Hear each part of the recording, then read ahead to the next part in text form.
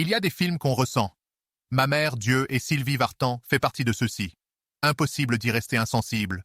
On rit, on pleure, sans prévenir. On se retrouve à sourire bêtement devant des scènes qui nous rappellent quelque chose d'enfoui. Et ça, c'est du cinéma vivant.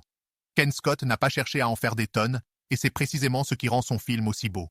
Pas d'effets appuyés, pas de violon surjoué pour tirer la larme facile. Juste une mise en scène sobre, où chaque regard, chaque silence, chaque geste compte. Il capte l'essence des souvenirs, cette tendresse brute qui fait chavirer sans crier gare. Et que dire du casting? Leila Bekti, impériale en Esther Pérez, mère aimante et obstinée, livre une partition magistrale. Jonathan Cohen, qu'on attend souvent dans la comédie pure, prouve ici qu'il a une profondeur inattendue. Son Roland Pérez, tiraillé entre son rêve et son quotidien, est d'une sincérité troublante. Naïm Nadji et Noé Chekroun, qui incarnent Roland à différentes étapes de l'enfance, sont d'une justesse émouvante.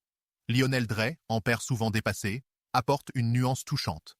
Joséphine Japy donne à Litsi Gozlan une présence lumineuse, tandis que Jeanne Balibar et Anne Leny campent des figures d'autorité marquantes.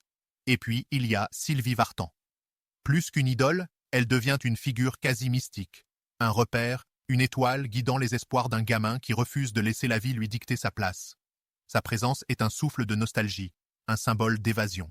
On ressort du film sonné, comme après une discussion nocturne, où tout a été dit sans qu'on s'en rende compte. C'est une déclaration d'amour à ses rêves qu'on croit inaccessibles, mais qu'on porte en nous malgré tout. Une douceur qui s'accroche au cœur, longtemps après le générique. Éblouissant.